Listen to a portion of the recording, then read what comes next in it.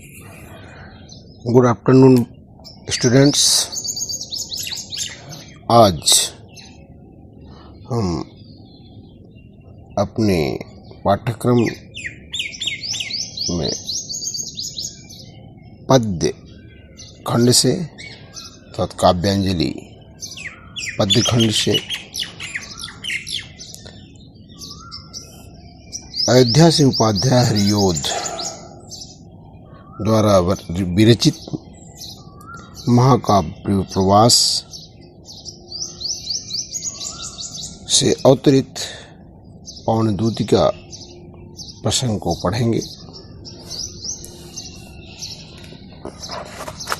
जिसमें वियोगिनी राधा की मार्मिक व्यंजना प्रस्तुत है।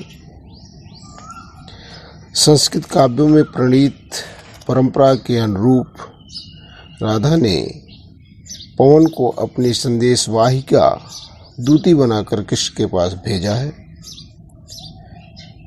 इस क्रम में एक ओर तो राधा के उदात्त चरित्र की झांकी है तथा दूसरी ओर कृष्ण के सम्मुख विरह विदग्ध स्थिति को प्रकट करने हेतु सटीक उपमान विधानों का चित्रण बरबसी से हृदय को आकृष्ट कर लेता है। आज हम सब प्रथम 4 पदों को पढ़ेंगे। मैं इसकी सरल व्याख्या प्रस्तुत करूंगा। जैसा कि परीक्षा में अब पद्यखंड पर आधारित प्रश्न पूछे जाते हैं, तो सर्वप्रथम हम लोग इन पदों की व्याख्या समझेंगे। तत्पश्चात इन पद्यांशों पर आधारित प्रश्नों को भी हल करेंगे। चलिए देखते हैं। बैठी खिन्ना एक दिवस वे गेह में थी अकेली, आके आंसू दृगयुगल में थे धरा को भिगोते। आई धीरे से इस सदन में पुष्प सदगंध को ले, प्रातः वाली सुपवन इसी काल वातायनों से।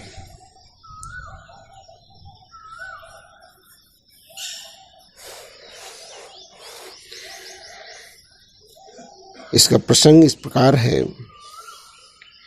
एक दिन राधा अपने घर में अकेली बैठी हुई थी। उनकी आंखें आंसुओं से परिपूर्ण थीं। तभी प्रातःकालीन पवन उनके शरीर का स्पर्श कर अपनी उपस्थिति का अनुभव कराते हुए उनके दुखों को बढ़ाने लगी। तब वे पवन को फटकार लगाती हैं और कहती हैं, बैठी खिन्ना एक दिवस वे गेह में थी अकेली। गेह माने घर, खिन्ना अर्थात अत्यंत दुखी।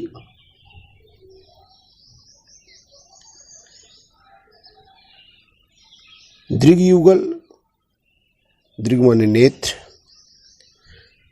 युगल माने दोनों नेत्रों से।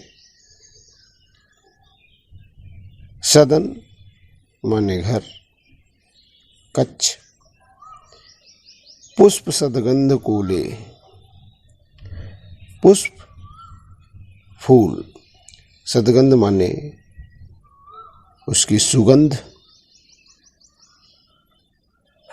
पुष्प की सुगंध को वहन करने वाली, उसको ले जाने वाली वायु।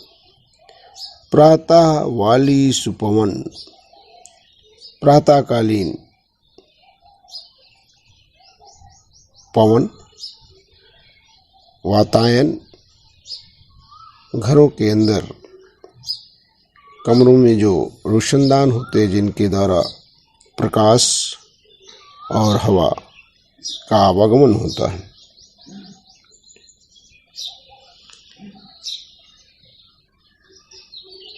एक दिन राधा उदासी से परिपूर्ण घर में अकेली बैठी हुई थी।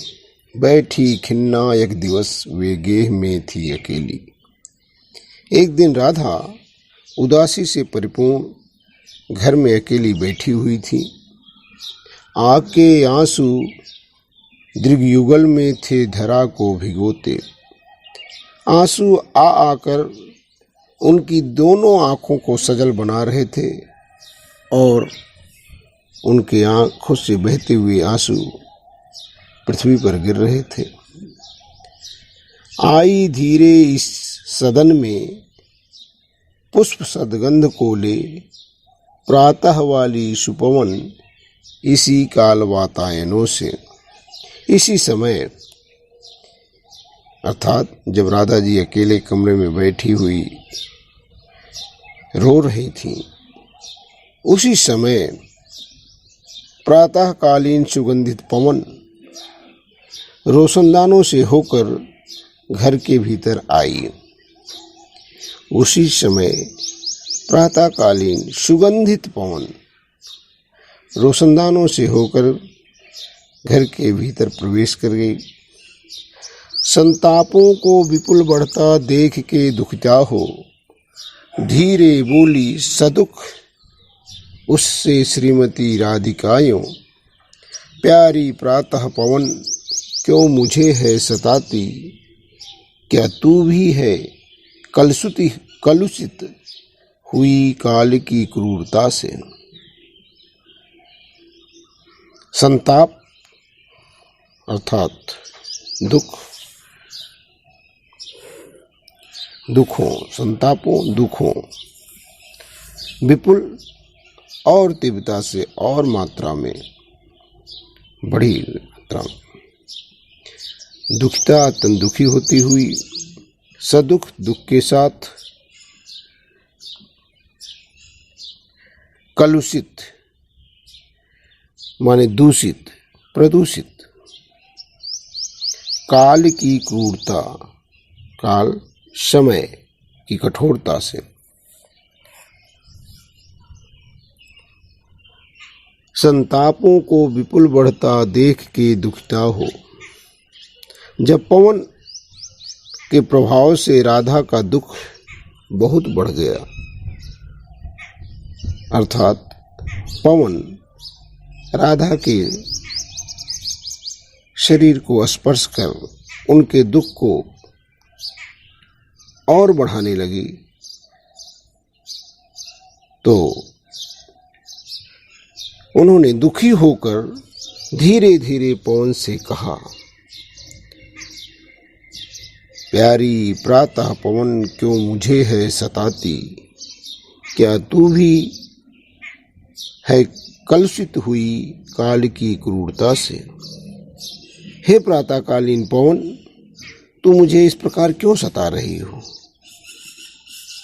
क्या तू भी समय की कठोरता से दूषित हो गई हो। क्या तुझ पर भी समय की क्रूरता का प्रभाव पड़ गया है। मेरे प्यारे नवजलद से कंज से नेत्र वाले, जाके आए न मधुबन से और न भेजा संदेशा। मैं रो रो के प्रिय विरह से बावली हो रही हूँ, जाके मेरी सब दुख कथा श्याम को तू सुना दे।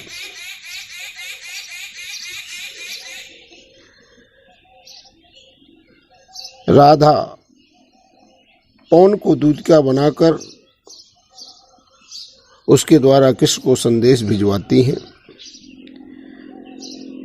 वे पवन से मार्ग में पड़ने वाले मनोहारी सुषमा का वर्णन करते हुए उसे उससे प्रभावित नहीं होने के लिए कहती हैं। राधा कहती हैं, मेरे प्यारे नव जलद, जलद अर्थात बादल, और वो भी नव जलद अर्थात नवीन बादल, कंज से नेत्र वाले, कंज मन कमल, मधुवन मथुरा,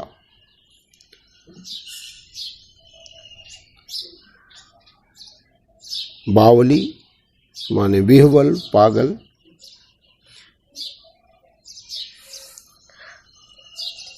मेरे प्यारे नौ जलद से कंज से नेत्र वाले। राधा पवन से कहती हैं कि नवीन मेघ जैसी कांति वाले, नवीन बादलों जैसी सुंदरता वाले, शोभा वाले और कमल जैसे नेत्रों वाले मेरे प्रीतम श्री कृष्ण मथुरा जाकर वापस नहीं आए। जाके आए न मधुवन से और न भेजा संदेशा। नवीन मेघ जैसी शोभा वाले और कमल जैसे नेत्रों वाले मेरे प्रीतम श्री कृष्ण मथुरा जाकर वापस नहीं आए और ना ही उन्होंने वहां से कोई संदेशा भेजा। मैं रो रो के प्रिय विरह से बावली हो रही हूँ। उनके विरह में मैं रो रो कर पागल हो रही हूँ। जाके मेरी सब दुख कथा श्याम को तू सुना दे। ऐ प्यारी पवन, तू उनके पास चली जा और मेरा दुख उन्हें सुना दे। मेरी दुख की कथा, मेरी विरह कथा को तू उन्हें सुना दे।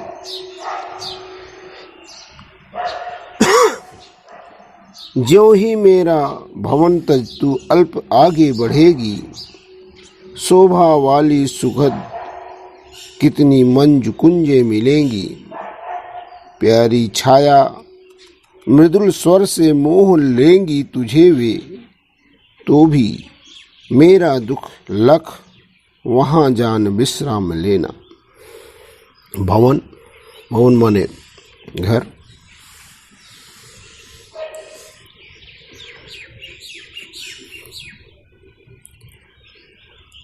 तज माने त्याग कर, अल्प माने थोड़ा, मंज कुंजे सुंदर लताएं, सुंदर कुंजे, मृदुल माने मनोहर, बहुत मधुर, लख माने देखकर। ज्यों ही मेरा भवन तज तू अल्प आगे बढ़ेगी।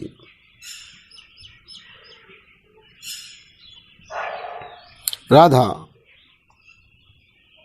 पवन दूतिका से कहती हैं कि जैसे ही मेरा घर त्याग कर तू थोड़ा सा आगे बढ़ेगी, शोभा वाली सुगंध कितनी मंजु कुंजे मिलेंगी। तुझे अत्यंत सुंदर तथा सुखद अनेक कुंजे दिखलाई पड़ेंगी, अनेक कुंजे दिखाई देगी। शोभा वाली, और वे कुंजे कैसी होंगी? उनकी छाया सुखद, शीतल तथा सुख प्रदान करने वाली तथा आकर्षक। उनकी छाया बड़ी शीतल तथा आकर्षक है। प्यारी छाया मृदुल स्वर से मोह लेंगी तुझे वे, उनकी वह शीतल छाया तुझे आकर्षित करेंगी। पक्षियों के चहकने से उनसे अत्यंत मधुर ध्वनि निकलती है। मृदुल स्वर अर्थात उन कुंजों के बीच पक्षियों की का कलरव, उनकी मधुर ध्वनि तुम्हें आकर्षित करेंगी। तो भी मोह लेंगी तुझे वे अपनी ओर आकर्षित करेंगी। अपने इन गुणों के कारण वे कुंजे तुझे मोहित कर लेंगी। तो भी मेरा दुख लख वहाँ जान विश्राम लेना। लेकिन मेरी पवन, प्यारी पवन, तुझे मेरी विरह व्यथा का को याद करते हुए तू एक संदेशवाहिका है, तू एक दूतिका है, तो उन कुंजों में तू उनसे आकर्षित होकर के तुम वहाँ विश्राम न करना, तुम वहाँ रुकना मत, लेकिन फिर भी मेरे दुख का ध्यान करके तुम वहाँ रुकना मत, अर्थात वहाँ से आगे बढ़ जाना। हम यहाँ तक ही आज 4 पदों को पढ़ेंगे। हमने इसकी व्याख्या को समझा। अब इन्हीं पदों पर आधारित परीक्षा में जो प्रश्न पूछे जाते हैं, कुछ उन प्रश्नों को हम समझेंगे। सर्वप्रथम जो संभव प्रश्न इस पर बन सकते हैं, इन पदों पर, प्रथम 2 पद पर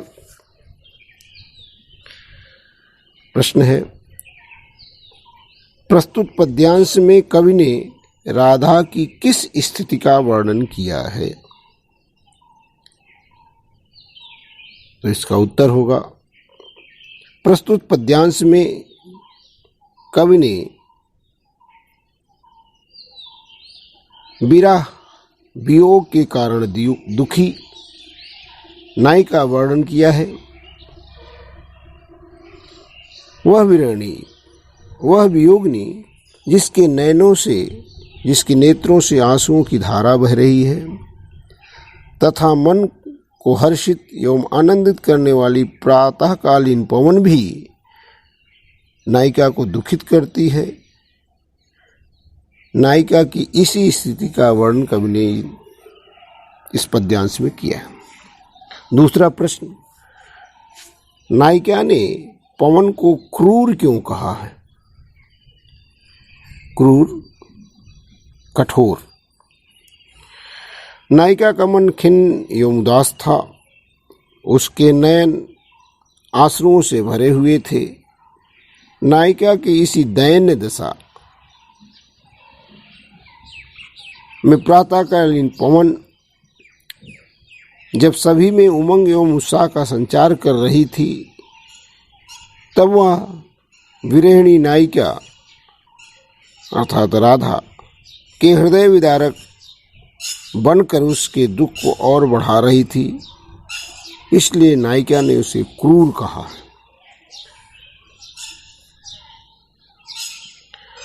नायिका ने पवन से क्या कहा? अगला प्रश्न, नायिका ने पवन से क्या कहा? नायिका ने पवन से कहा, वह इतनी क्रूर, निर्दयी, वह उसकी पीड़ा को बढ़ाने वाली क्यों बनी हुई है? क्या वह भी उसी काल के समान पीड़ा से व्यथित है? क्या वह भी उसी के समान किसी पीड़ा से व्यथित है? अथवा वह भी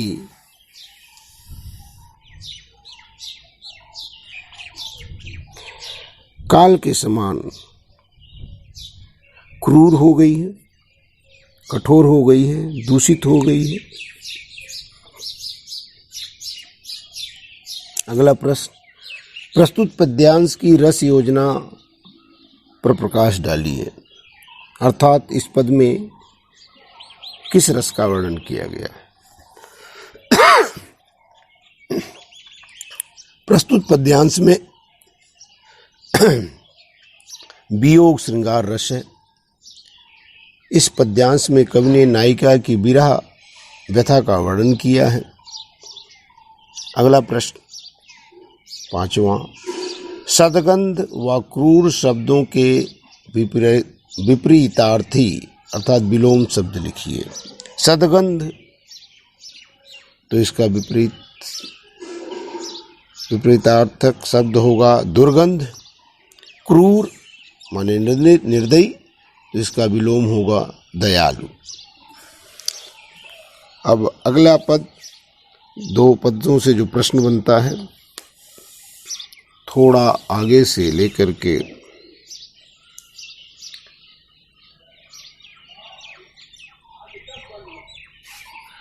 अर्थात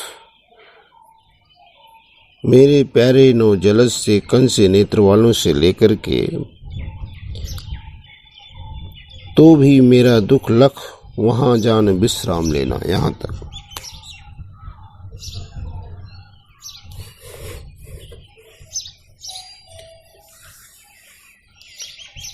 प्रश्न है,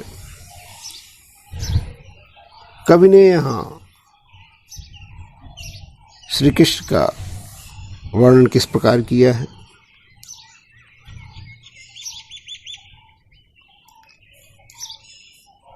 तो उत्तर होगा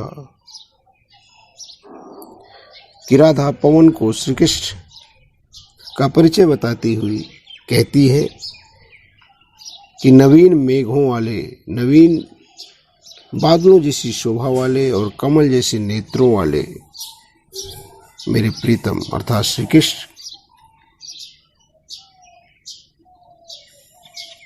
नवीन बादलों के समान सुंदर और कमल जैसे नेत्रों वाले हैं।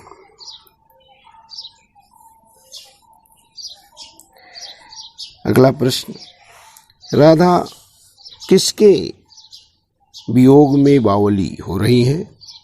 तो उत्तर है, राधा अपने प्रियतम श्री कृष्ण के मथुरा चले जाने के बाद और वापस न लौटने तथा न ही कोई संदेशा भेजने के कारण उनके विरह वियोग में बावली हो रही।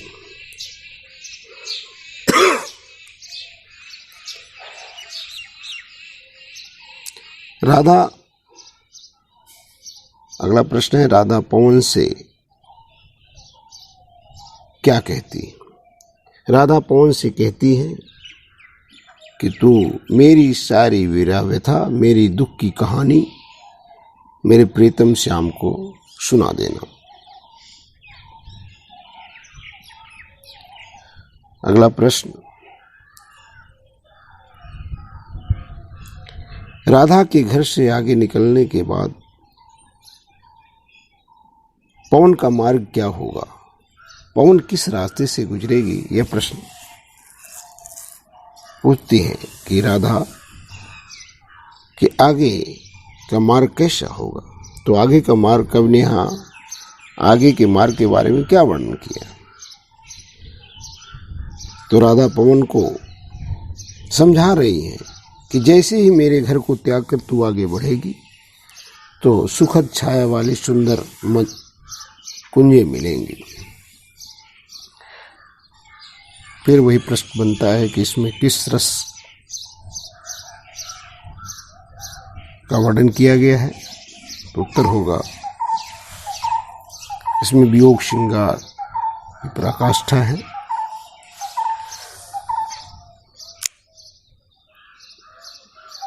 मृदुल और सुखद, इन शब्दों के पर्यायवाची, इन शब्दों का विलोम शब्द लिखे तो सुखद का होगा दुखद, मृदुल का होगा कठोर।